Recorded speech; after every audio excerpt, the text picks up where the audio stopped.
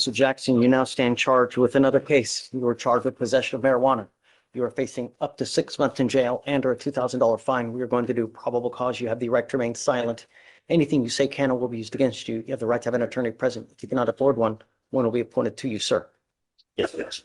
On January 18th, 2025, the officer observed the defendant's vehicle traveling 78 miles per hour in a 60-mile-per-hour zone, have an expired registration, and failed to maintain financial responsibility on Interstate 45. The officer noticed a prominent odor of marijuana trailing the defendant's vehicle, and a traffic stop was initiated. The officer observed the defendant to be in the driver's seat with a black bag and a female to be in the front passenger seat. The defendant rolled down the passenger window, and the officer observed a cloud of smoke emitting from the vehicle with an odor of marijuana. The defendant was asked to step out of the vehicle with the black bag. The black bag was opened, and the officer observed a clear jar with a green leafy substance known to be marijuana based on training experience, along with a digital scale and individual baggies. The defendant was searched for weapons, and the officer found more packages of marijuana inside his private area. The weight of the marijuana was 1.82 ounces. And Your Honor, if I could adjust probable cause. Okay. Your Honor, so while I don't dispute the reason for the stop here, I think there's a couple things that stand out. So there is a alleged smell of marijuana that comes from the vehicle, and then an alleged cloud of smoke that comes from the vehicle as the windows are open. So first off, the officer doesn't specify whether this is a cloud of course, burnt marijuana, which I would assume, or vaped marijuana, because those are two very different things with two very different distinct smells.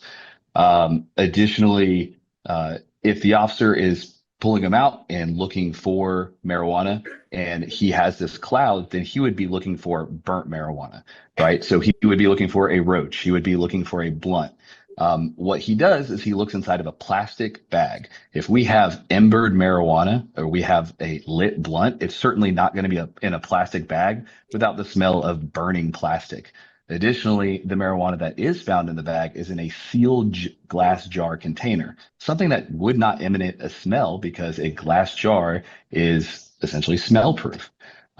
In this instance, I think we have an officer who went too far with the search, because we have Mr. Jackson here who did not admit to possessing marijuana, did not admit to this being marijuana.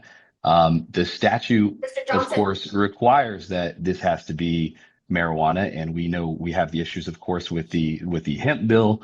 But Your Honor, if you're not aware, you can go into any head shop, purchase flowered hemp, open it, and it smells, looks, everything about it is identical. I understand, to and that, marijuana. yes, I agree with you for a beyond a reasonable doubt standard, but here, this is just mere probable cause, right?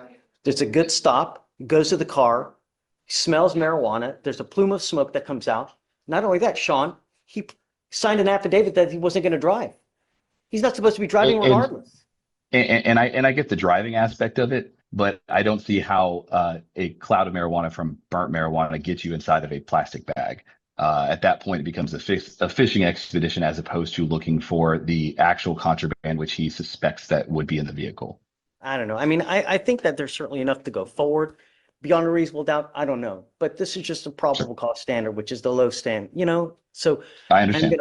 I'm going to find that there's probable cause to go forward with your case, Mr. Jackson. I ordered you not to drive.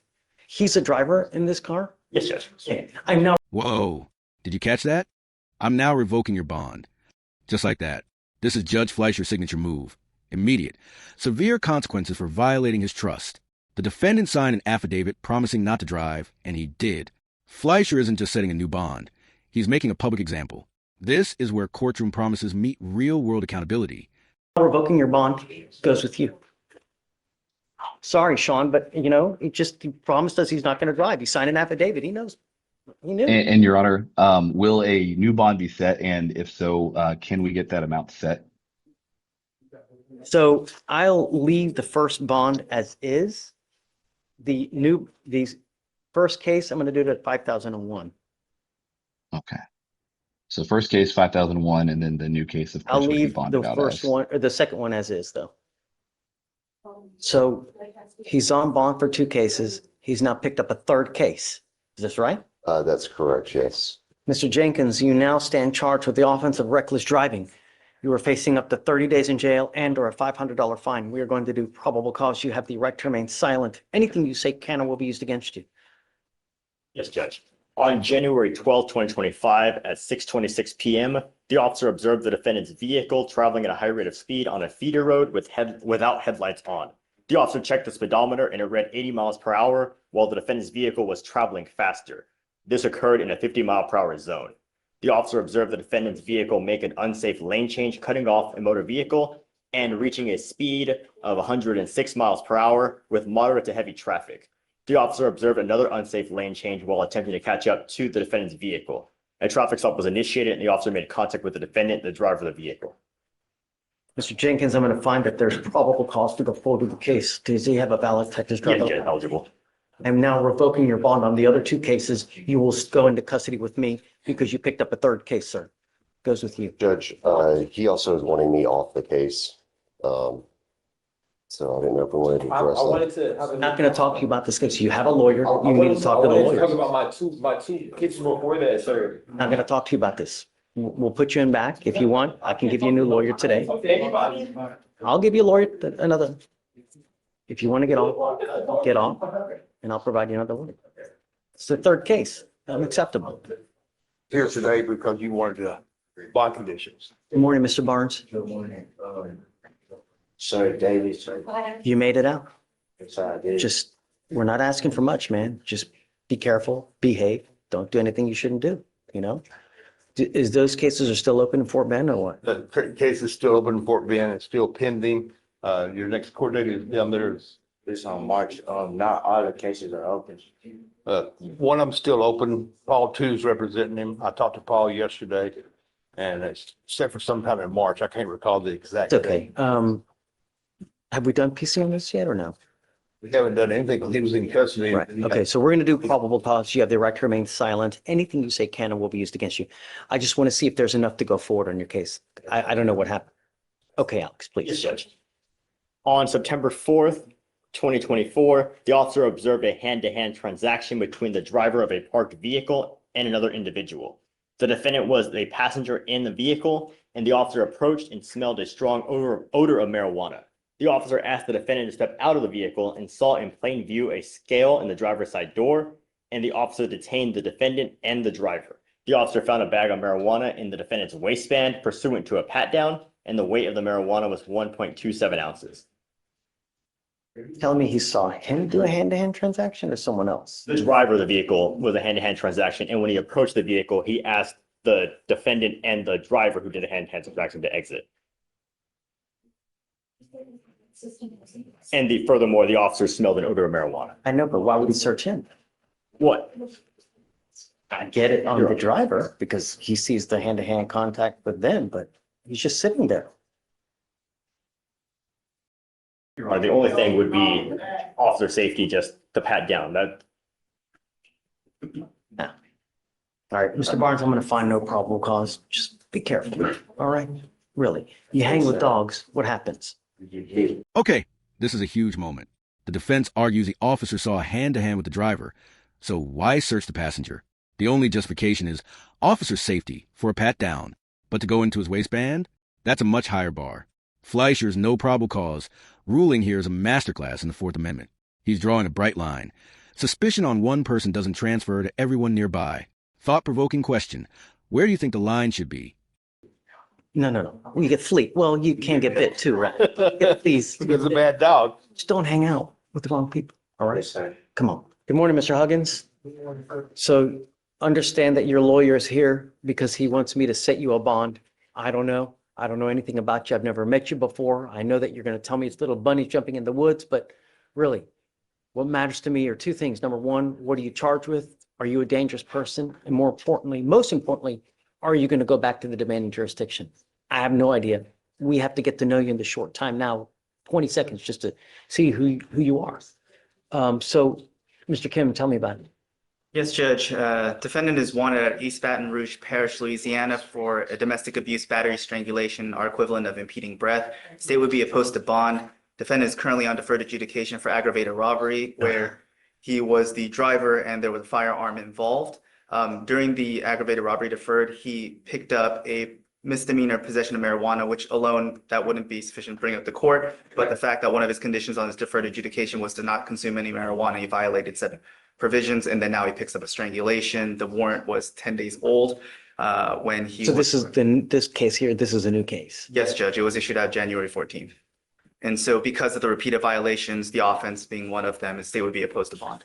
If I may, Your Honor, Please. Mr. Huggins has already retained counsel for the New Orleans case. Eric Hayes, I have been in communication with him. I think it's important for the court to know, as it relates to the allegations out of Baton Rouge, that it was actually the complaining witness mother who hired us to be here this morning on behalf of Mr. Huggins. I also think it's important for the court to know, even though it is triable facts for the Louisiana case, she also sent us over several videos. We're confident that he will appear in New Orleans because he's already retained counsel. We believe that he won't have a problem complying with all of the things that's been outlined here in Harris County, seeing that he does have strong ties to the community and he is employed. And because of that, Your Honor, we do believe that there are conditions that can be put in place if the court elects to give him a bond, such as an ankle monitor, to ensure that, one, the court knows where he is and that the community is safe. And then also he has already retained counsel, Mr. Eric Hayes, for that matter, out in Baton Rouge. So I believe I have no reason to believe he won't answer to Baton Rouge, and I don't have any reason to believe he won't comport with the conditions here in Harris. You're a dangerous person, man. How old is he? 22, 23? Yes, Judge. And to add, for what it's worth, he already had a GPS ankle monitor as a condition of his deferred when the strangulation happened, or at least according to the conditions. And Was he not supposed to go there too? No, it's just one of the arguments made by counsel was to have a GPS monitor secure. This is that, you know, it's just such a short time. He's picked up this case. He's picked up, I guess, a weed case, you know, and he's on probation for an aggravated robbery. I mean, really. Full disclosure, there was a motion to adjudicate, but in the Brenham case that was dismissed.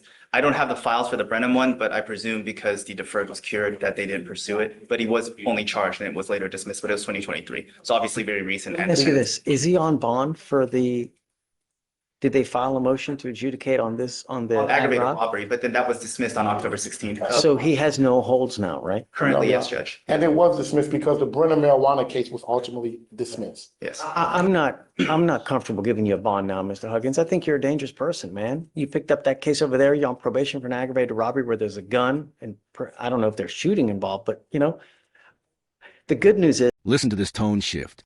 You're a dangerous person, man. You scare me, dude. This isn't dry legalese anymore. Judge Fleischer is looking at a 22-year-old on probation for aggravated robbery with a gun, now facing a strangulation charge. The ankle monitor didn't stop him before. Fleischer cuts through all the legal arguments and speaks plain truth. I don't feel comfortable. This is judicial discretion protecting the community, raw and unfiltered. Is that it's only Louisiana. We have buses coming in and out probably 2 times a week to take people back because we have so many people from Louisiana here. So once you waive extradition, Monday, Tuesday, you'll be back in Louisiana. So he's not going to be sitting for not too long. I don't feel comfortable doing it, man. You scare me, dude. So you said he has waived, right? Yes, Judge. Sorry, counsel. But the good news is that he'll be back lickety split, you know, in was it Lafayette?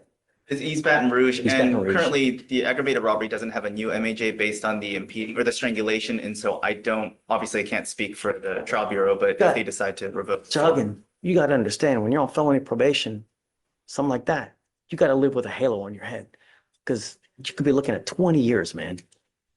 All right. Thank you, Your Honor. Thank you, Judge. Thank you. Yes, sir. Ma'am, you were charged with driving while intoxicated. You're facing up to 6 months in jail and or a $2,000 fine. We are going to do probable cause. You have the right to remain silent. Anything you say can or will be used against you. You have the right to have an attorney present. If you cannot afford one will be appointed to you. On January 16th, 2025, at approximately 10:25 p.m., the officer was traveling on East Sam Houston Tollway and observed the vehicle traveling at a high rate of speed, overtaking other motorists and changing lanes without signaling. The officer observed the vehicle get on Ship Channel Toll Bridge and pace the vehicle at 75 miles per hour in a 50 mile per hour zone. The vehicle further failed to drive in a single lane and a traffic stop was initiated. The officer made contact with the defendant, the driver of the vehicle, and observed the defendant to have slurred speech and odor of an alcoholic beverage. Standard field sobriety tests were conducted, HGN 6 out of 6, walk and turn 5 out of 8, one leg stand 2 out of 4. The defendant was read the DIC and refused to provide a specimen, and a blood search warrant was signed and executed. Ma'am, I'm going to find that there's enough probable cause to go forward with your case. I'm ordering you as a condition of your bond not to consume alcohol, illegal drugs, or unprescribed controlled medication. I'm going to randomly test you. If I find that you're consuming anything of this nature, I'm going to revoke your bond, put you in jail. Do you understand, ma'am? There's no driver's license on file for the defendant. Okay. Any prior DWIs? No priors, Your Honor. Okay. If you do not have a Texas driver license and liability insurance, you are not allowed to drive. Do you understand? You will be signing an affidavit with me today promising me you're not going to drive. I take it extremely serious. You just saw what happened. If you don't have a license and insurance, do not drive.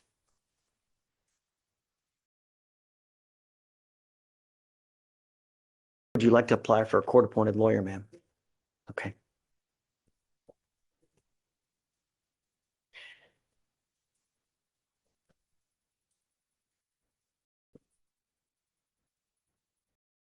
What's going to happen now is I will have you swear to it that you're not going to drive without those two documents. I will have you sign a receipt with Victoria. We will have you get with Felicia at some point for your bond conditions. In the meantime, we'll have you fill out an application, then I'll have you speak to a lawyer here momentarily. All right? Please. And then if you could give her an application. Mr. Leary, you're charged with racing on a highway. You're facing up to 6 months in jail and or a $2,000 fine. We're going to do probable cause. You have the right to remain silent. Anything you say can or will be used against you. You have the right to have an attorney present. If you cannot afford one will be appointed to you, sir. Yes, Judge. On January 13th, 2025, at approximately 12:51 a.m., the officer on-viewed two vehicles at the block of Tomball Parkway, blocking the moving lane of traffic. The officer observed a white Jeep and an orange Corvette line up directly next to each other side by side, and the vehicles accelerated at the same time at a high rate of speed. The traffic stop was initiated of the white Jeep, and the officer made contact with the defendant, the driver, who gave his name and was identified by his Texas driver's license. The other officer stopped the Corvette and detained the second defendant. The driver was positively ID'd by the Texas driver's license. Know how fast they were going? Your Honor, they do not specify in the DIMS. Okay. Mr. Leary, I'm going to find that there's probable cause to go forward with your case. Have you run his license, see if he has it? Eligible, Your Honor. Okay. I'm ordering you as a condition of your bond not to participate in this kind of behavior again. If I see that you do, the first thing I'm going to do is I'm going to revoke your bond, put you in jail. The next thing I'm doing, I will take your privilege to drive away from you permanently. Do you understand while this case is over? Yes, sir. Open. The ability to not drive in Houston blows. Trust me. Do you understand? Yes, sir. Now, you have a lawyer. It's your responsibility to stay in touch with Mr. Clay, and he'll tell you when you have to come back to court. I'm going to waive your appearance.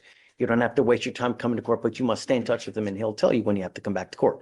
You pick up a new case, you endanger my public. I only have one place for you. You understand? Yes, sir. All right.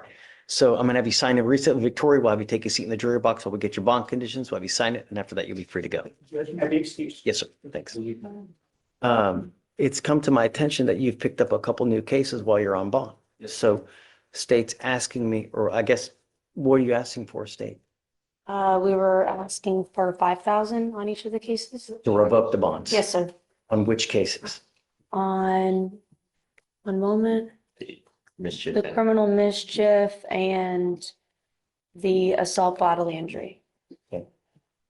And that is because he has picked up a new criminal trespass. Yes, sir. Did you say that there was one that you were going to have indicted too? Yes, sir. And we're pending on the offense report for that still at this time. So we're waiting for a new date. What is that?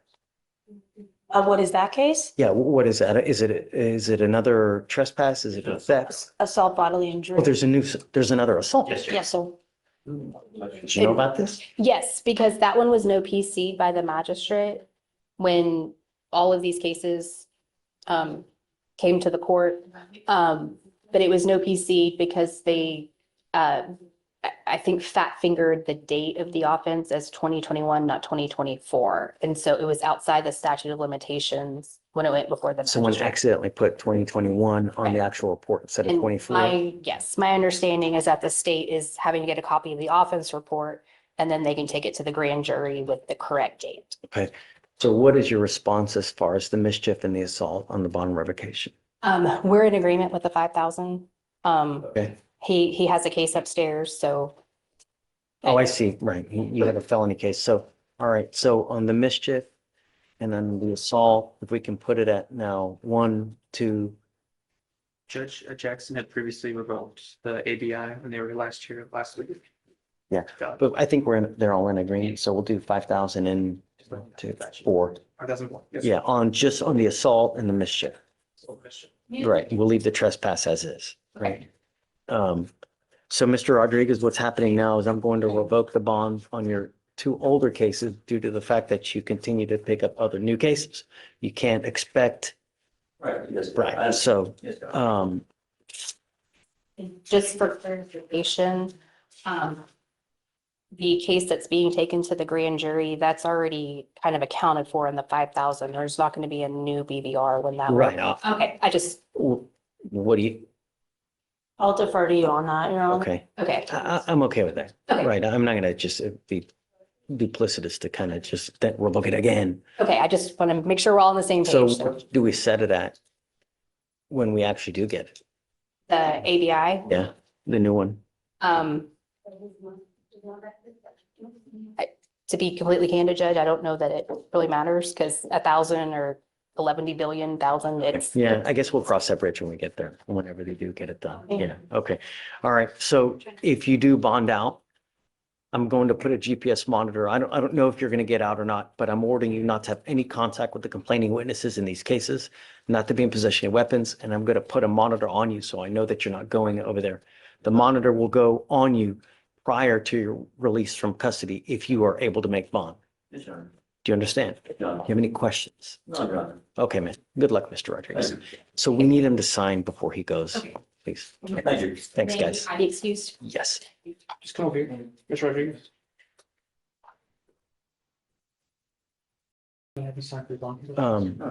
So I will, Kelsey, I'm going to grant the motion that you did in the queue, the motions that you filed, I'll grant them. Thank you, sir. Okay. Are you ready? Okay. Yes, ma'am. I already done it. So what I'm going to do is just unset term. Yeah, he's a big boy. He knows. We're done. Doesn't want the help. We'll just unset term and then he's just free to go. So just, nope, just admonish him if he picks up another case. Thank you. Yes, ma'am. Mr. Butler. Yes. I'm ready. The Hassan that's on the dock. You've been so patient. What's that? You've been so patient. Oh, yeah. Well, I had some rounds to make this morning. Hassan. Yes, Hassan. So she's here from California. So what happens is she's on PTI. We get notification that there was some sort of violation. We hadn't pulled any of the stuff to really take a look at it. She's given me. You've not seen what the violations are? I'm sorry? You've not seen the violations? No. I've seen like the kind of the blanket thing where they allege the usual, like a blow, something like that, or a missed blow. Ms. Hassan, come up. And so what we're going to request is obviously a reset to be able to speak to the appropriate person. Ms. Geis, I believe, is in charge. Right. Has she already been booted out? No, this is the initial, they always, If everything didn't happen on the PTR program, she would. But because I guess everybody is in limbo, they're just waiting. What violations do we have? 218 is a lot. She's averaging 14 to 34 stiff tests a month on her device. She tested positive for THC. She's failed to report for her office visits on the September 24th, October 8th, December 3rd, December 31st, and January 8th. Can I? Nope. so obviously. Actions speak. Yeah, Right. but Your Stop, Honor. stop. Don't. Got a lawyer. I'm so passionate about this. If I could, Judge, we would just request a reset. Let me get all the. So, but I'm now going to put an ankle monitor on her so I know that she's not consuming. I'll pay for it. Did you fly here? I did fly. Is she on and everything with that? I would assume so. But I mean, she's on bond in this court. She's skipping tests that she's not supposed to be doing. I'm putting a scram monitor on you. That's it. I do have an answer. Guys, you talk Yeah. over there. You're on bond in this court. Okay. And I will travel as well with the monitor, but I did have an issue last time I came with the DUI machine. It stopped working because I traveled out of state and I was ordered to pay a whole new device, turn it in, and I had to wait a whole week without testing because of that problem. So I just don't want to run into that same problem with the ankle monitor. So when you have issues, Mhm. you're supposed to contact the provider immediately and let them know, hey, I've got an issue. You go to where they are, right? And there are devices that you can, they're global. You can go all over the globe. They use, Wi-Fi or whatnot, so that it doesn't matter where you are. You can be in Abu Dhabi. You're still able to use the device, and the device can go internationally. There's just, if you know that that's a lifestyle you have, that's the kind of machine that you get. So regardless, I mean, I'll give you, the case is 400 days. I will give you some time, right? Tell me, how much time do you want? I don't know, like 3 or so weeks, or Done. because everything else in the way. But and then can we wait for appearance the next setting? Well, I don't know yet, because if they deny it, then we need to figure out what we're gonna do. Figure something out. Yeah. So, Like she and I haven't really had the time to sit down and just really go through, like obviously she's very passionate about what happened and. so amending your bond conditions, you will get a scram ankle monitor now. If I find that you're consuming alcohol, and I don't care what it is, I don't care if it's mouthwash, I don't care if it's a tequila lollipop, I'm gonna revoke your bond. Do you understand? Yeah. Can you run her license to see if she has a license? Yes, Judge, I'll run it right now. Today, At what time? later in the evening, like around 6, 7. So Judge, her flight leaves today at 6 p.m. She's gonna go now. We'll get her in now. Get it done like. Right now. Okay, right. Your Honor, it appears to be a valid California license. As long as you have a valid license and liability insurance, then you can drive unless, well, no, you're not allowed to drive without an interlock. So you have to have the interlock. I'm not driving right now. I'm just telling you what Okay. the expectation is, so that, I don't want to have to revoke your bond. You have to know what the expectations are. Now, okay, so we'll give you whatever time you want at the next setting. Because your case is old and because of their violations, I'm not waiving your appearance anymore. If you get her back in to the program, I guess at that point, we don't leave her here, right? I'll waive it. But if it's denied, then she's got to come back here so we can resolve it one way or the other. Okay, I'll just file a new court. Just let me know. Yeah. Okay. All right, man. Good luck. It's fair. You are charged with assault bodily injury. You are facing up to a year in jail and or a $4,000 fine. We are going to do probable cause. You have the right to remain silent. Anything you say can or will be used against you. You have the right to have an attorney present. If you cannot afford one will be appointed to you, man. Yes, Judge. On January 3rd, 2025, the officer was dispatched to a disturbance at a residence in Harris County, Texas. Upon arrival, the officer met with the complainant, who knew the defendant as his sister-in-law. The complainant stated the defendant came to his residence shortly after a verbal dispute with his child's mother, and the defendant arrived and told the defendant told the complainant to come outside and meet with her boyfriend. When the complainant stepped outside, he was assaulted by the defendant by a closed fist to the back of the head. The complainant stated the defendant continued to strike him in the back of the head before he began stumbling down the stairs. The complainant was then assaulted by an unidentified black male while still being assaulted by the defendant and the defendant's sister. The defendant was gone on arrival, but was contacted via a public service by the officer and was ordered to return to the location. Did the other person get arrested as well? It appears there is a connected case, Your Honor. The sister was also arrested. So we have 3 co-defendants or No, 2 just co-defendants? Yeah, just the sister, Your Honor. We know of alcohol or any kind of, There's no allegations, Your Honor. I see that she's on probation as well. Ms. Fair, I'm going to find that there's probable cause to go forward with the case. I'm ordering you as a condition of your bond not to consume alcohol, illegal drugs, or unprescribed controlled medication. I'm also ordering you not to be in possession of weapons, not to have contact with the complaining witness in this case, and not to be in contact with any of the co-defendants. Do you understand? Yes? Okay. If I find that you violate these conditions, I'm going to revoke your bond. I'm going to put you in jail. I'm going to protect my community at all costs. You understand, ma'am? You need a lawyer, ma'am. Okay, Ms. Fair, I need you to fill out an application for me. I'll provide you a lawyer after that. Don't violate these conditions. Do you understand, ma'am? Okay, please. We'll have you sign a reset. You'll get with Felicia for your bond conditions, and then we'll have you fill out an application. I spoke with the complainant and Ma'am, hold on. Come back up. he's no longer living, he still has the lease to the residents of the 1180 Grant Road, but he's not living there anymore because the co-defendant lives there.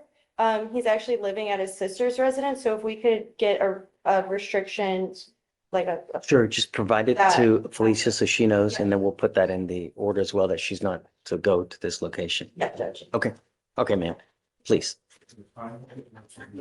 Mr. Johnson, you're charged with theft. You're facing up to 6 months in jail and or a $2,000 fine. We're going to do probable cause. You have the right to remain silent. Anything you say can or will be used against you. You have the right to have an attorney present. If you cannot afford one, one will be appointed to you, sir. Yes, Judge. On January 17, 2025, the officer was dispatched to the theft of a motor vehicle at a residence in Harris County, Texas. The officer made contact with the complainant, who advised that his truck was stolen off the property at 12:42 p.m. and the complainant showed officers clear footage of the theft, where the officer observed 3 white males exiting a motor vehicle, one suspect going under the hood of the complainant's vehicle and getting in the passenger seat, and another suspect drive the motor vehicle off the property. The officer got the suspect's motor vehicle's license plates, ran that license plate through Lens, and got an address. When the officer arrived at that address, he observed the motor vehicle used to commit the theft in the driveway and knocked on the door and met with all parties inside the home.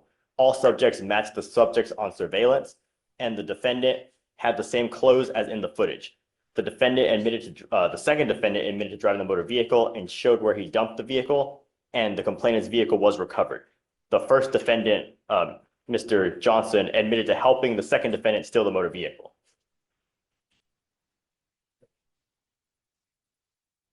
So you're telling me that they allegedly stole a car? Yes, Judge. He's charged with a misdemeanor theft, Class B. Yes, Judge. What is the value of the car? According to the DIMS, the complainant advised the value was $600. Does he make a statement that he knows the car stolen? He makes a statement that he admitted to help steal the vehicle. Okay. All right, Mr. Johnson, I'm going to find that there's probable cause to go forward with your case. We do have co-defendants in this case, do we not? Yes, Judge. I'm ordering you as a condition of your bond not to have any contact with the co-defendants in this case and not to have any contact with the complaining witness in this case. You pick up a new case, you endanger my community, I'm going to revoke your bond, I'm going to put you in jail, and I'm going to make it extremely high. Do you understand, Mr. Johnson? I do understand. What do you do for a living, sir? How do you support yourself? Sir, How do you support yourself? I'm trying to get disability right now, sir. All right, I'll have you fill out an application. Do you mind giving me an application? Do not leave until you sign our bond conditions, otherwise Yes, I will sir. issue a warrant for your arrest. I'm going to give you an application. I'm going to have you sign a receipt with Victoria, and then we'll have you take a seat in the jury box, sir. And Mr. Shagoya, you're charged with driving while intoxicated. You're facing up to 6 months in jail and or a $2,000 fine. You're also charged with unlawful carrying of a weapon. On the gun case, you're facing up to a year in jail and or a $4,000 fine. We are going to do probable cause. You have the right to remain silent. Anything you say can and will be used against you. You have the right to have an attorney present. If you cannot afford one, one will be appointed to you, sir. Yes, Judge. On January 18th, 2025, at approximately 4:30 a.m., the officer observed the vehicle fail to stop at a red light at the East Texas Freeway on Harris County, Texas. The vehicle would have struck the officer's patrol vehicle had the officer not come to a stop. A traffic stop was then initiated and the vehicle continued to drive 0.5 miles before stopping. The officer made contact with the defendant, the driver and sole occupant, and observed an odor of alcoholic beverage, glossy eyes, and slurred speech. Standard field sobriety tests were conducted, HGN 6 out of 6. The officer did not conduct walk and turn and one-leg stand due to safety concerns and the nearby sidewalk not being level. The officer observed a Glock 9mm in plain view from the front passenger window located on the passenger floorboard near the center console, and a PC search was then conducted. A second loaded firearm was found in the center console, and the defendant was then read the DIC and refused. A blood search warrant was signed and executed. Mr. Shagoy, I'm going to find that there's probable cause to go forward with your case. Have you run his license? It is eligible, Your Honor. I'm ordering you as a condition of your bond not to consume alcohol, illegal drugs, or unprescribed controlled medication. If I find that you're consuming, I'm going to revoke your bond, put you in jail. No more PR bonds. Do you understand? I'm also ordering you not to be in possession of any weapons as well, sir. Because you have a lawyer, I will waive your appearance. It is your responsibility to stay in touch with him.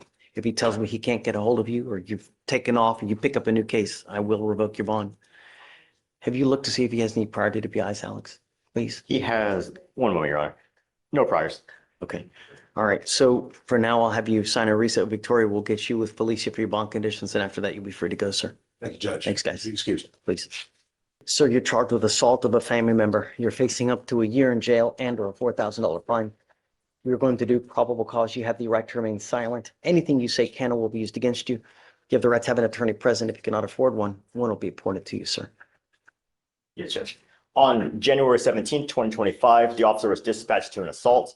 Upon arrival, the officer met with the complainant, who stated she and the defendant have been in a dating relationship for 11 months. The complainant then stated the defendant has been continuously assaulting her, and she showed surveillance video of the incident to the officers. The officers observed the defendant grab the complainant by the hair and strike her several times in the face with a boxing glove. The officer also observed the defendant get on top of the complainant and pin her down, striking her in the face, and the complainant advised she felt pain from all the strikes. The officer observed the complainant to have visible abrasions on her left shoulder and bicep, along with redness on her face. He just had an assault that was dismissed in October of this past year. Yes, Is this the same complaining Same witness? complainant. Okay.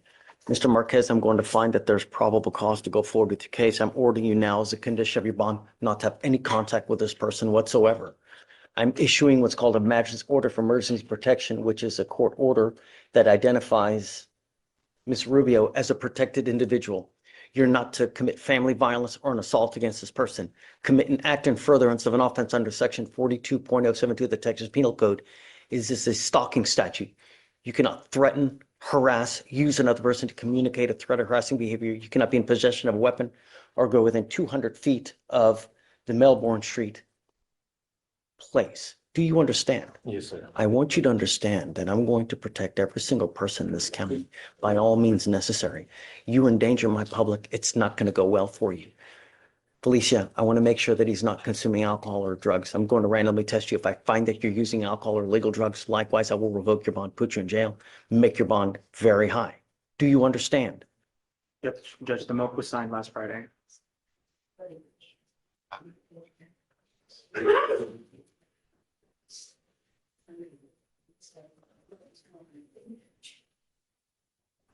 It was signed by a magistrate court. On the 18th, or last Saturday, actually.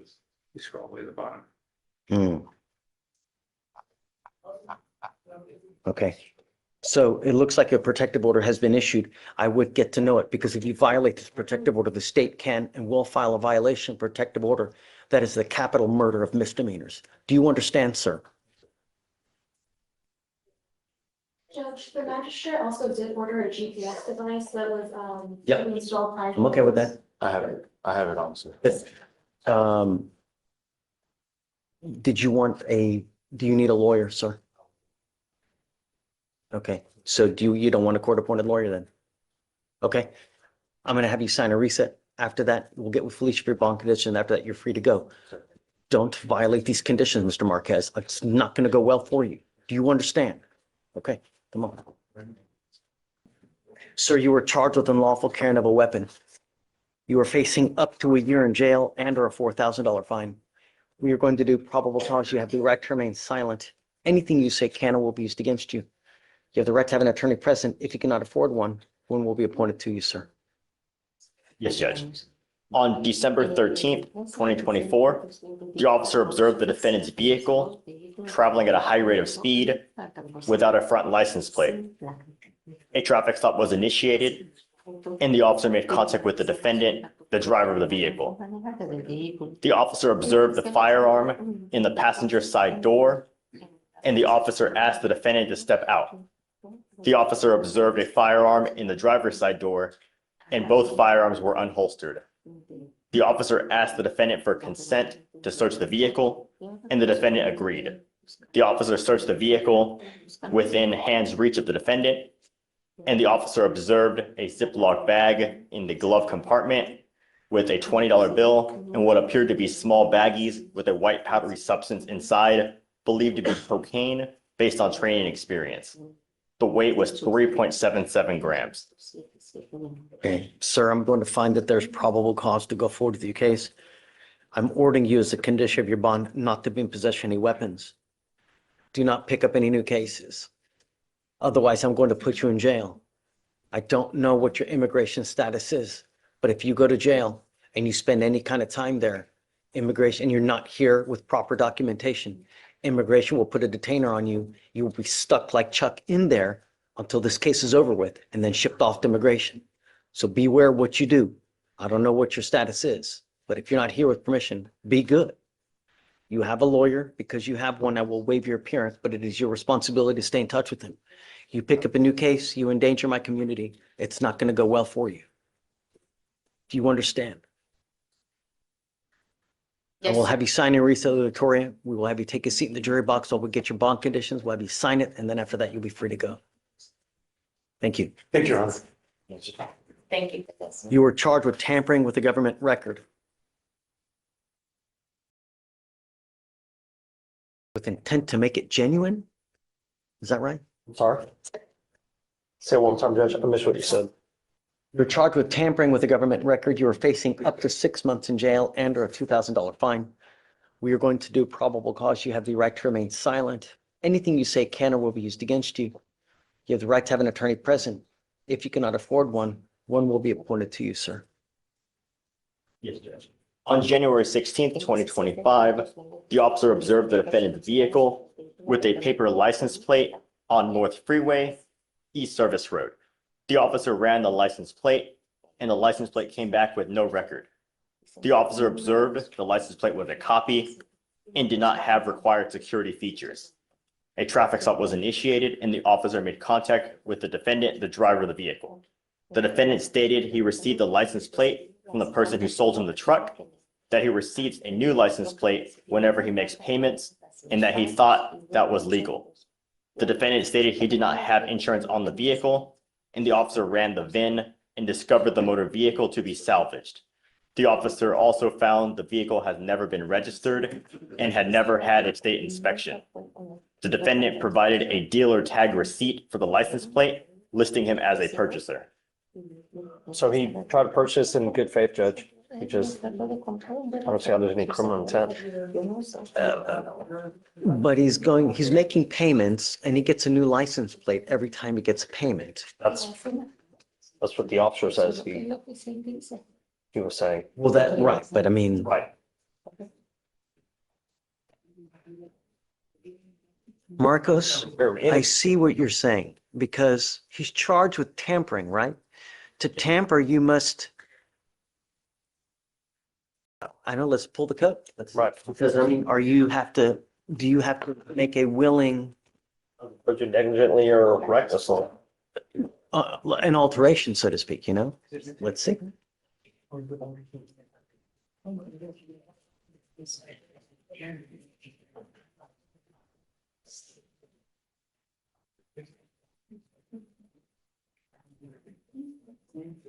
3710.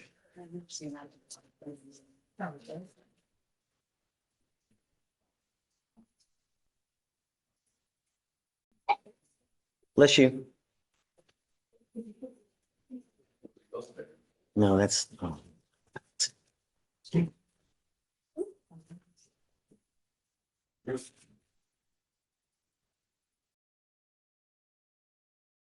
Knowingly makes a false entry in the false alteration of a government record. A person commits, if he knowingly makes a false entry in or false alteration of a government record, makes, presents, or uses any record, document, or thing with knowledge of its falsity with intent that it be taken as a genuine government record. Your Honor. I think that is what they're probably relying on in this case. If I may, as the information alleges, it's subsection 6 where it possesses a governmental record with knowledge that it was obtained unlawfully. So this is a fascinating legal deep dive. The charge is tampering with a government record, which requires knowingly making a false entry or using a fake. But what if the defendant genuinely believed the paper tag was legit from the seller? Fleischer isn't rushing. He's digging into the statute, questioning intent, and even noting the tag wasn't expired yet. This shows his diligence. He's willing to pause the entire docket to get a single low-level charge right. Now, let's see how he handles the complete opposite end of the spectrum. He doesn't know it was intended lawfully, even from. Well, hold on. That's your burden, right? Yes, Judge, and in this case, we would show that reasonable certainty by his obtaining it every time he makes a new purchase and obtaining it from the person who obtained the vehicle rather than from the government. So it would be through that. When I go buy a new car, though, they give me a tag. You know what I mean? So at some point, yes, you're supposed to get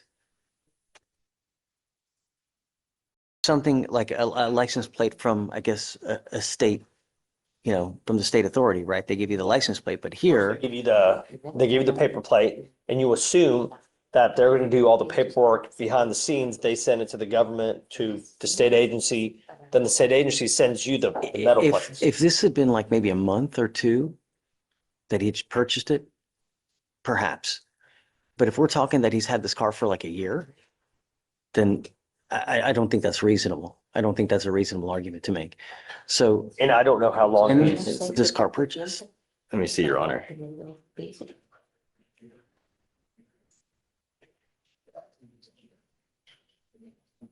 So the only thing in regard to the status of the vehicle is the officer only found that it was a salvaged vehicle, and he lists the date of loss as June or May 29th, 2020. So I don't know if that's when the defendant obtained it or that's just. when no, it was that's just when it was salvaged at Yeah, that so time. that's So the at that only- point, you can't even drive the car because it's salvaged, right? Right, It's and a that's salvage the title, only but date that the officer provides. So, and so with the information you we have a have, copy of the tag? let me see.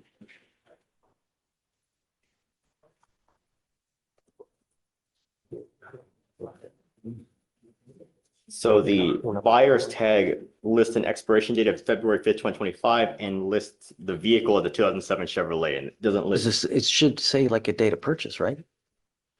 Why don't we do this? Look, So it says it expired February 5th, and this happened on January 16th, and I just asked him when he bought it, he said it was about a month and a half ago.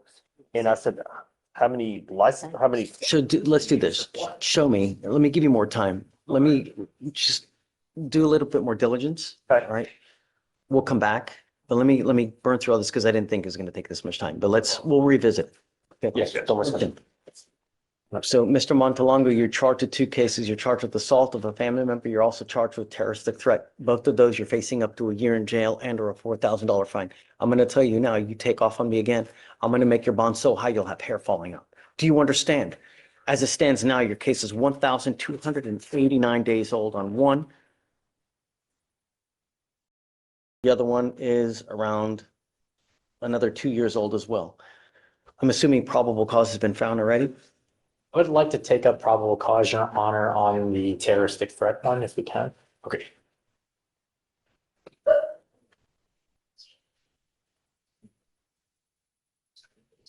Okay, go for it. Yes, Judge.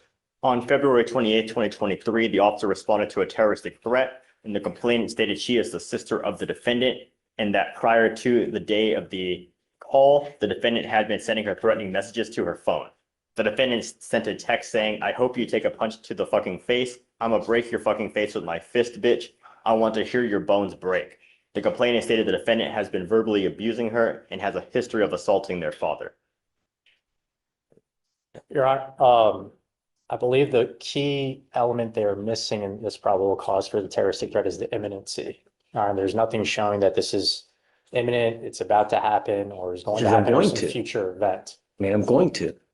I'm going to, it can be very vague, Your Honor. We don't know how long that's going to be. If it's like, hey, I'm coming over right now, or if he said that in person. I think the case law is pretty clear on the imminency on that. For example, like, You're telling me there's case law that says I'm going to is not sufficient? I have to look at the specific words of I'm going to, but it references a future event. So if it's in reference to a future event, it's not imminent, therefore it's not, it doesn't meet the requirement. State response? So what we have is that they had an argument the previous night and that the morning of the incident, that's when he sent the text saying, I'm gonna break your face with my fist. So that would go towards I doesn't really address the imminent issue, but it does address a future threat. Montalongo. Your Honor, I would agree with where you were going, I'm going to, and just the overall tone of the Mhm. message is implying imminent and will put a reasonable person in fear. I think so as well. Mr. Montalongo, I'm going to find that there's probable cause to go forward with your case. I'm now issuing a magistrate's order for emergency protection that identifies the complaining witness in this case as a protected individual. You cannot communicate with this person in any manner. Phone calls, text messages, any way. You're not to threaten, harass, use another person to communicate a threat or harassing behavior. You cannot go within 200 feet of where she lives or where she works. Do you understand? If I find that you violate this court order, I'm just going to put you in jail. Got to understand, I'm going to protect my public at all costs. I don't care who you are, what color, whatever. Do you understand? Now, I'm not waiving his appearance because the cases are super old. We got to figure out where we're going. So I'm going to give you guys one setting to figure out where we're going to go. Is discovery complete on both of these cases?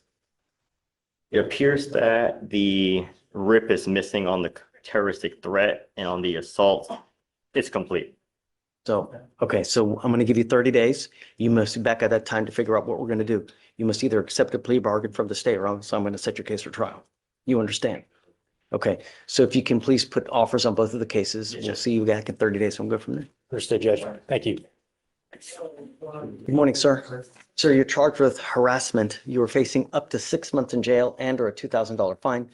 We are going to do probable cause. You have the right to remain silent. Anything you say can or will be used against you. You have the right to have an attorney present. If you cannot afford one, one will be appointed to you, sir. Yes, Judge. On January 16, 2025, the officers made contact with the complainant at a residence in Harris County, Texas, who stated the defendant came to the cul-de-sac on a dirt bike, began revving the engine, which got the complainant's attention, and the complainants began recording the incident on their cell phone.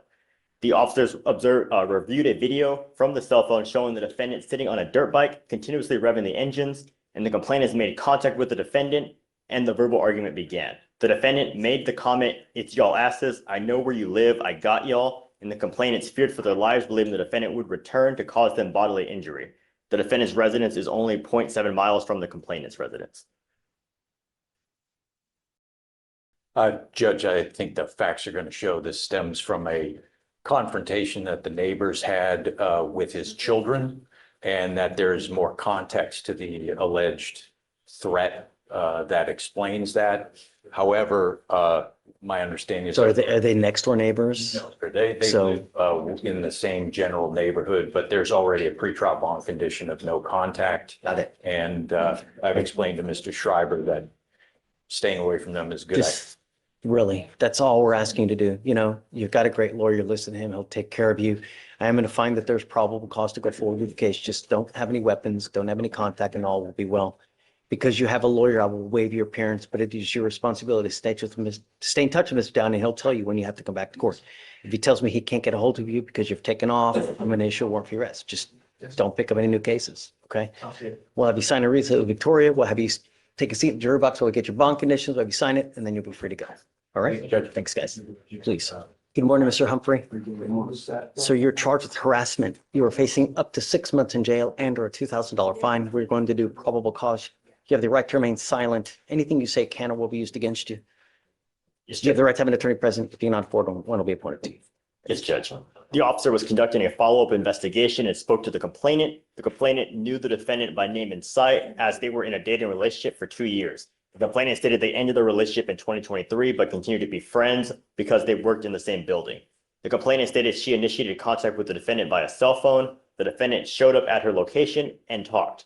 The defendant asked to hang out, but the complainant stated she was busy. The complainant left the location and got a call from the defendant, and the complainant told the defendant to leave her alone and hung up. The defendant called her 35 times and called her using a secondary number. The complainant blocked both numbers, and the complainant got approximately 100 calls from a no-caller ID number. The complainant answered, and the defendant told the complainant to unblock her, and the complainant hung up. The complainant arrived at her office and saw the defendant calling her and was knocking and attempted to open the door to her suite. The complainant was escorted to her vehicle, and the defendant contacted the complainant 39 times via his cell phone, 1 time via a secondary number, 6 times via email, and 100+ times from a no-caller ID. The defendant spoke to the officer and admitted to calling the complainant 100+ times from his primary phone number and his secondary number and sending emails because she blocked him. Mr. Humphrey, I'm going to find that there's probable cause to go forward with your case. You're on bond for murder. You now picked up a harassment case. You're lucky to be out on bond. Now you picked up a new case. I mean, really. I'm ordering you as a condition of your bond not to have any contact with the complaining witness. I'm going to put a GPS monitor so I know you're not going anywhere near this person. I will protect my community at all costs. Do you understand, sir? You're not to consume alcohol, illegal drugs. I don't want you going within 1,000 feet of where she lives, where she works, no weapons. You know, life is really short. It would really suck to spend the next 50 years in a 6x9 box. There's so many fish in the sea. It's not worth it. You know what I mean? Really. Move on. Just life's way too short. Really.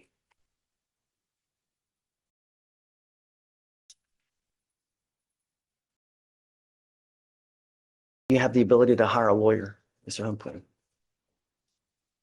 Or do you need a court-appointed lawyer? Okay. Just, I want my community safe, man. That's all I want. Please, you know, please. I have an application on file already. So I'm going to have you sign a release of Victoria. I'm going to have you meet with police for your bond conditions. I'll provide you a lawyer here momentarily. Just think before you act. Come on. You were charged with criminal mischief. You are facing up to a year in jail and or a $4,000 fine. We're going to do probable cause. You have the right to remain silent. Anything you say can or will be used against you. You have the right to have an attorney present. If you cannot afford one, one will be appointed to you. Your lawyer is here with you on Zoom so that you know you're not alone. Yes, Judge. On June 24th, 2020. Hold on. Yes, Judge.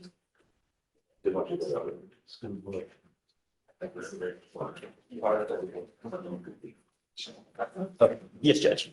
On June 24th, 2024, the officers were dispatched to a burglary at a warehouse in Harris County, Texas. The defendant and another unknown male were seen on a security camera approaching the warehouse in an SUV and gaining entry to the side of the building by pulling back two metal sheets that lead to two large holes on the wall. The complainant estimated the damages to be valued at approximately $800, and the complainant stated the defendant broke into the property to attempt to retrieve items that belonged to him. The complainant stated to have filed a civil lawsuit against the defendant for not paying rent. Say it again? The complainant filed a civil lawsuit against the defendant for not paying rent and that the complainant was there to obtain property. Or the defendant. Mr. Gibson, I'm going to find that there's probable cause to go forward with your case. I'm ordering you as a condition of your bond not to have any contact with the complaining witness in this case. Don't go back to this location. Do you understand? If you pick up a new case, if you go back to this location, I'm going to revoke your bond and put you in jail. No more PR bonds. Okay. Now you have a lawyer. Because you have a lawyer, I will waive your appearance, but it is your responsibility to stay in touch with Mr. Cedillo. JP, have you filed an attorney of record? No, Judge, it's brand new. I'll get that done today, Your Honor. Please. Judge, I know you found PC, but just can you indulge me and can I just hear how the how my client was identified? I did not hear that. Surveillance video. Yes, Judge. Okay. That's what they say. I mean, is there any description that it was him, or did anyone say that it looked like my client or anything like that? Did the officer look at the surveillance footage? Yes, the DIM states explicitly that the defendant is seen on security camera coming onto the property. Okay, we'll take a I look mean, at if you get the video, it shows something different, come back. I'm always ready to entertain anything at a later time, you know? Of course, Judge. So, thank you. But until that time, don't pick up a new case. Don't go back. All right, so Vic, you want to give me a date?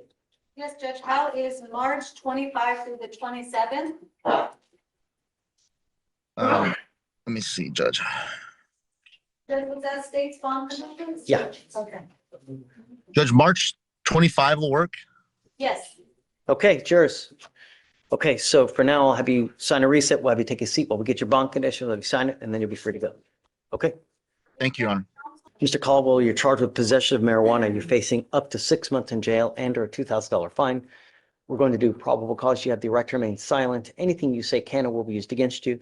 You have the right to have an attorney present. If you cannot afford one, one will be appointed to you, sir. Yes, Judge.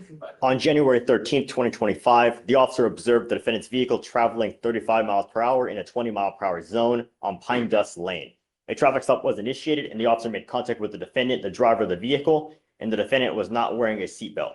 The officer further observed an odor of marijuana and asked where the marijuana was located. The defendant stated the marijuana was located in the back seat. The defendant gave consent to search the vehicle, and the officer found a clear plastic sandwich bag with a green leafy substance in the back seat and a glass container with a green leafy substance. The total weight was 0.921 ounces.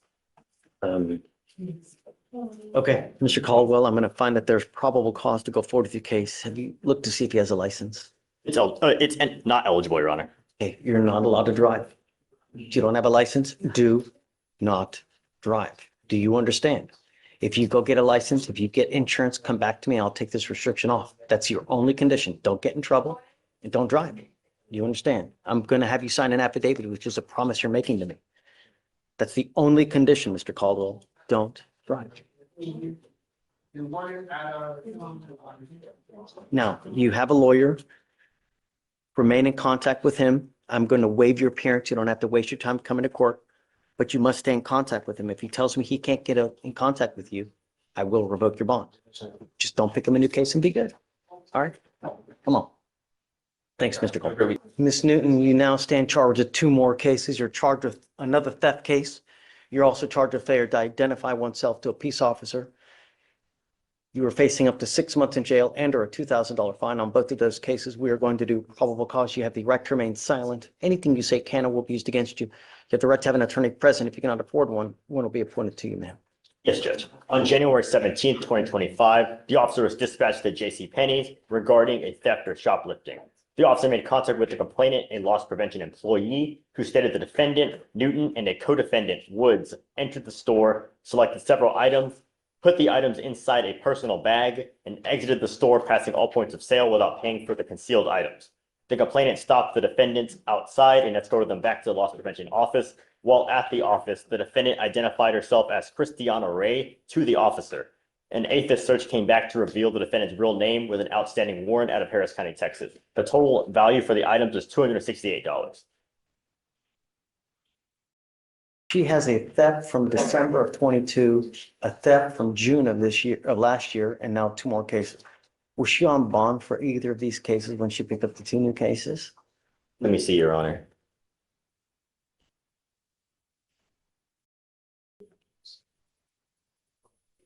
Okay. You are looking at Miss Newton here. Was she on bond for any of these cases, or were they all just in open status? It's 254, 8009. Your Honor, it appears bond was made after the new cases. On the 19th, the new cases were picked up on the 17th. In the court processing page, last name KOTUN, that's the original case, and there were multiple bonds posted on that one. A GOP and a surety, and then these other cases got put in. So it's a 3rd lane.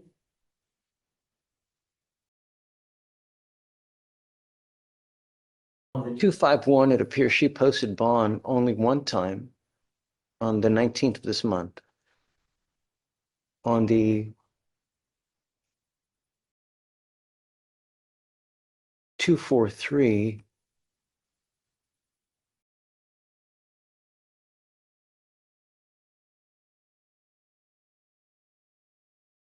Yes, Judge, on the 243. that's the one that was the in GOP. current status, right? Yes, Judge. Where are all those from? So the theft, cause number 243 was a Dick's Sporting Good. So Dick's, and then 251 theft was a Sephora, and then the most recent theft was a JCPenney.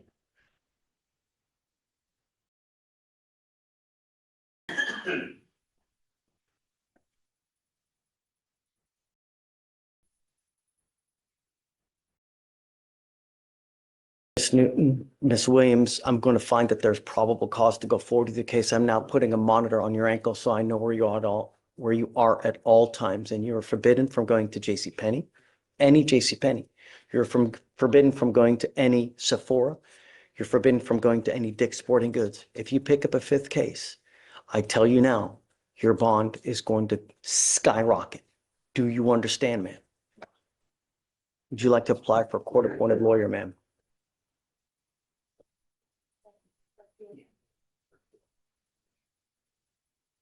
Okay. I'm going to have you sign a reset with Victoria. After that, you'll get with Felicia for your bond conditions. Do not pick up a fifth case. I'm telling you now. I don't know what you're doing, but you pick up another case. You're also not to hang out with the other person, the co-defendant in this case as well. Do you understand?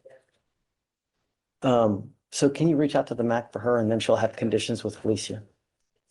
Okay, please, ma'am. Morning, Mr. Price. Sir, you're charged with two cases. You're charged with assault of a family member. You're also charged with a garden variety assault. On both of those, you're facing up to a year in jail and or a $4,000 fine. We're going to do probable cause. You have the right to remain silent. Anything you say can and will be used against you. You have the right to have an attorney present. If you cannot afford one, one will be appointed to you, sir. Ms. Judge, the complainant Terrell and the defendant were in a previous dating relationship. The defendant followed complainant Terrell into a bathroom of a bar and began to slap complainant Terrell multiple times in the face, struck complainant Terrell with a closed fist multiple times in the face, and grabbed complainant Terrell by the throat, but did not impede breath. The defendant would not allow the complainant to leave, and complainant Asher, friends with complainant Terrell, walked into the bathroom. The defendant struck complainant Asher in the face with a closed fist. Who? So complainant Terrell is the AFM and complainant Asher is the ABI. Terrell, is that a? That is a dating relationship. Got it. Okay. Mr. Price, I'm going to find that there's probable cause to go forward on both of your cases, and I'm ordering you not to have contact with either person. Do you understand? On the family member case,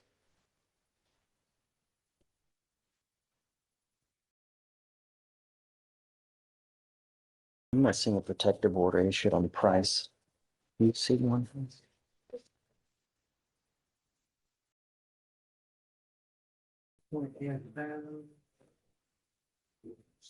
I don't see one file Okay, I'm entering now what's called a magistrate's order for emergency protection. This is a court order that identifies Ms. Terrell as a protected individual. You cannot commit family violence or an assault against this person. Commit an act in furtherance of an offense under section 42.072 of the Texas Penal Code, which is the stalking statute. You cannot threaten, harass, use another person to communicate a threat of harassing behavior. You cannot be in possession of a weapon or go within 200 feet of the Pierwood Drive house. Do you understand? If you violate this court order, the state can and will file a violation protective order against you. It's one of the worst cases you can pick up. So you're also not to have contact with the complaining witness in the assault case and not to be in possession of weapons as well. We're going to file these conditions. You'll need to sign it. Did you need a court-appointed lawyer today, Mr. Price? Okay. You can reach out to the MAC. I've got an application on file. I'm going to have you sign a reset, Victoria. We'll have you take a seat in the jury box while we get all your bond conditions. You'll sign it, and then we'll provide your lawyer here momentarily, sir. Please. Mr. Randolph, you're charged with tampering with a government record. You're facing up to a year in jail and or a $4,000 fine on that one. You're also charged with possession of marijuana. On that one, you're facing up to 6 months in jail and or a $2,000 fine. We're going to do probable cause. You have the right to remain silent. Anything you say can and will be used against you. You have the right to have an attorney present. If you cannot afford one, one will be appointed to you, sir. Yes, Judge. On January 13th, 2025, the officer observed the defendant's vehicle bearing a temporary buyer's tag with an expiration date of December 25th, 2024. The officer ran the expired buyer's tag through NCIC and observed the license plate to not be registered to any vehicle. A traffic stop was initiated and the officer made contact with the defendant, the driver of the vehicle, and the front seat passenger. The defendant admitted to having printed the buyer's tag himself and putting it on the back of the motor vehicle. The defendant stated he printed the buyer's tag at UPS or something. The officer observed a strong odor of marijuana, and the defendant admitted to smoking earlier that day. A PC search of the defendant's person and vehicle were conducted. The officer located a small plastic bag containing a green leafy substance known to be marijuana based on training experience in the defendant's front right pocket, and a clear plastic bag containing marijuana in the center console of the vehicle. The weight was 0.3 ounces. All right. Mr. Randolph, I'm going to find that there's probable cause to go forward on both of your cases. Can you look up to see if he has a... It's not eligible, Your Honor. You're not allowed to drive. I don't care what's going on in your life, Mr.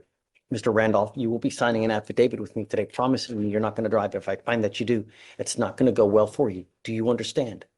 If you want to drive, go get a license, get liability insurance. If you can show me that you have both of those things, I'll take this restriction off. But I'm going to tell you now, if I find that you do, It's really not going to go well for you, sir.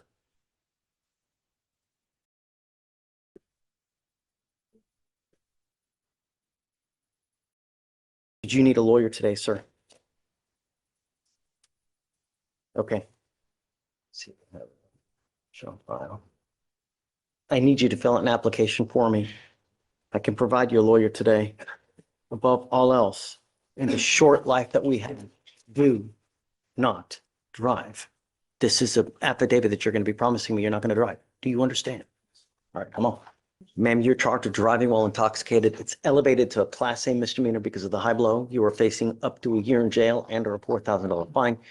We're going to do probable cause. You have the right to remain silent. Anything you say can or will be used against you. You have the right to have an attorney present. If you cannot afford one, one will be appointed to you, ma'am. On January 18th, 2025, the officer observed the vehicle failing to drive in a single lane on West Grand Parkway in Harris County, Texas. The defendant was swerving in and out of two lanes and came close to crashing into another vehicle in the next lane. A traffic stop was conducted, and the officer made contact with the defendant, the driver of the vehicle. The officer observed disorientation, a moderate odor of an alcoholic beverage, and slurred speech. The defendant could not provide ID or insurance, and the officer observed an open container of alcohol on the floorboard next to her feet.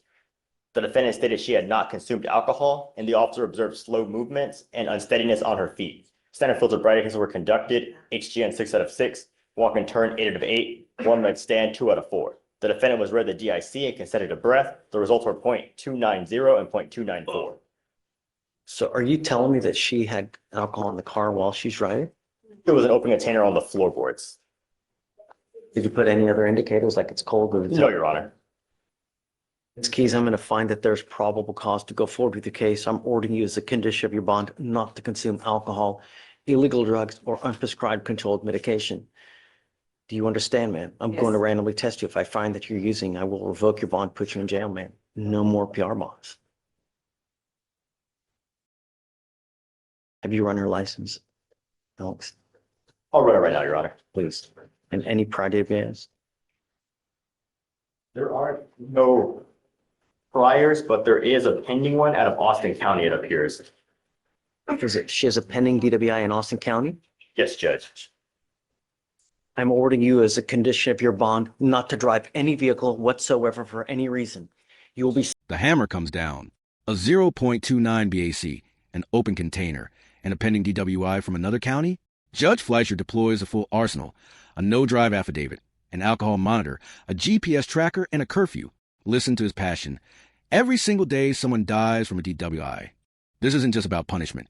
It's aggressive, supervised prevention. He's offering help, but making the alternative unbearable. This is Fleischer at his most protective and most formidable. Signing an affidavit with me today, promising me that you're not going to drive.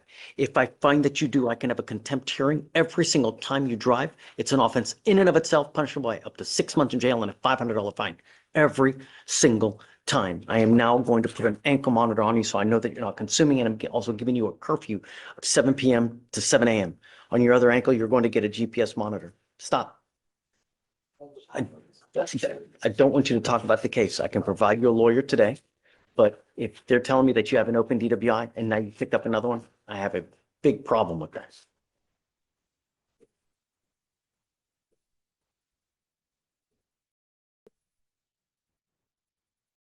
I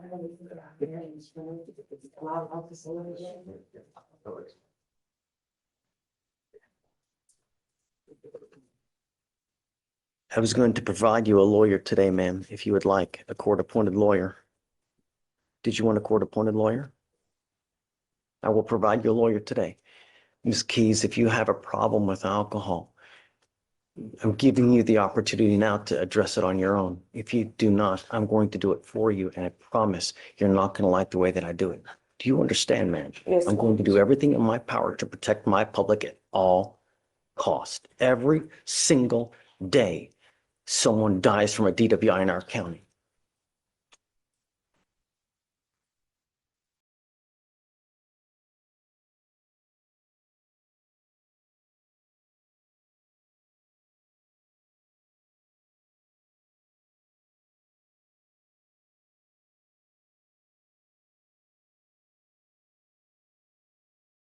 I need you to fill out an application for me, and, or you know what, hold on a second, maybe not.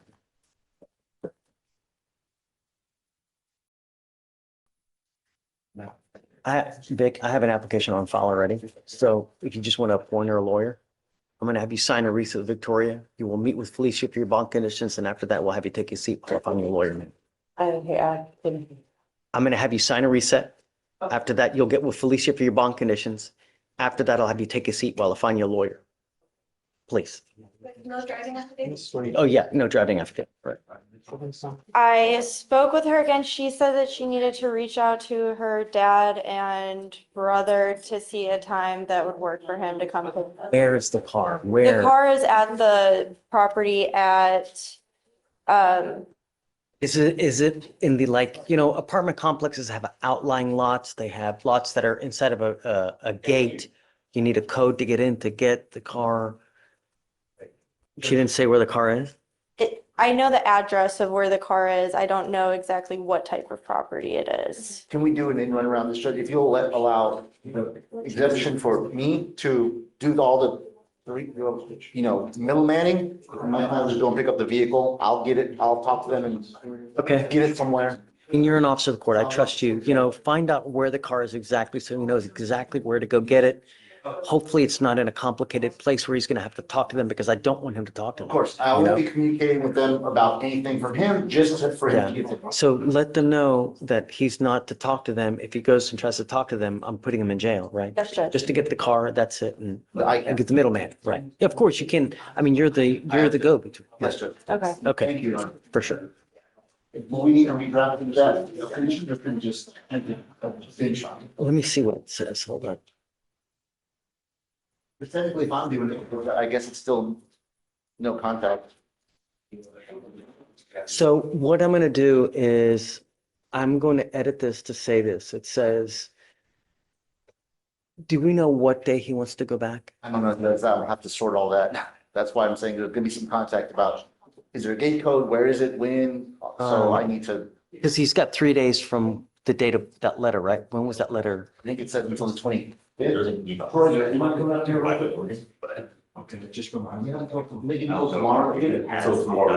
Okay, so I'm going to put here, defendant has until 1:25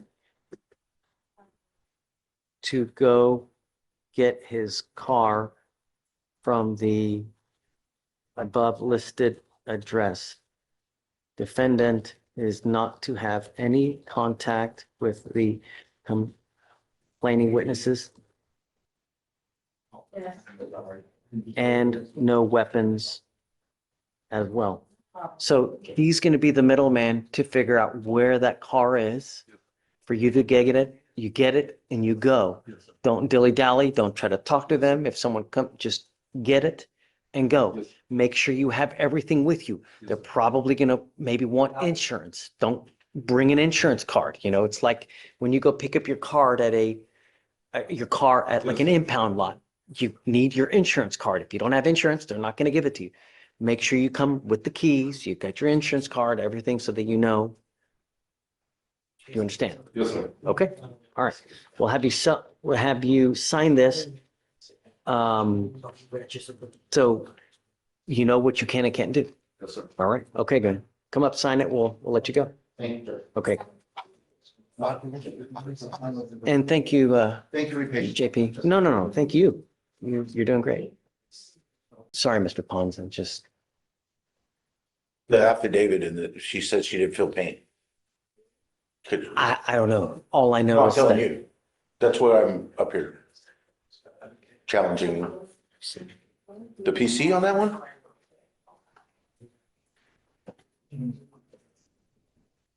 There's an affidavit, a complaint that's provided. There's an affidavit, because in the hey, DIMS, this is on Corral. This is a new case, right? It's a complaint, so it happened in October 2024. How did it get an affidavit here so quick? Because it's a complaint, the officer's affidavit on the complaint. He states that she stated she didn't feel any pain because she was fighting him as well. But you said that you did feel pain. the complete DIM. I wouldn't, or that's the problem, is the DIMS is maybe contradicting or inaccurate or different from the affidavit that I'm talking about. That the officer filed with the complaint?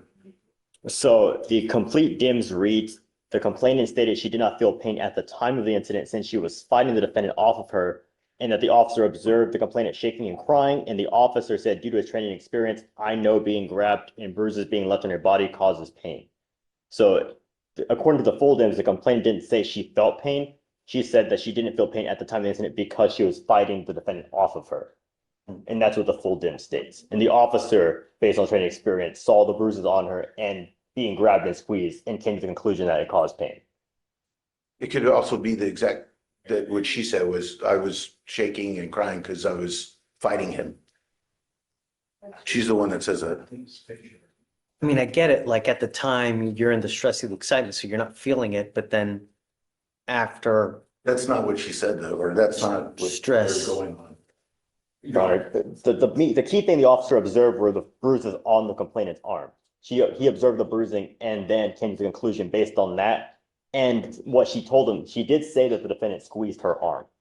And based on that, her crying, shaking, and the bruising, he came to the conclusion that she felt pain due to that being squeezed. I mean, taken as a totality, is that not sufficient for probable cause purposes? I don't know. You have a sworn document where she says one of the elements is missing. And then everything else that he's adding is not in that document. To be more specific, she's saying she did not feel pain at the time of the incident since you were fighting. She didn't say she didn't ever feel pain. She said at the time since she was fighting the defendant off of her. But the officer. That's not in that. But the officer never asked, hey, do you feel pain? Why And wouldn't you because the officer ask? never asked, he came to the conclusion based on totality. Get it, but I don't know, I mean.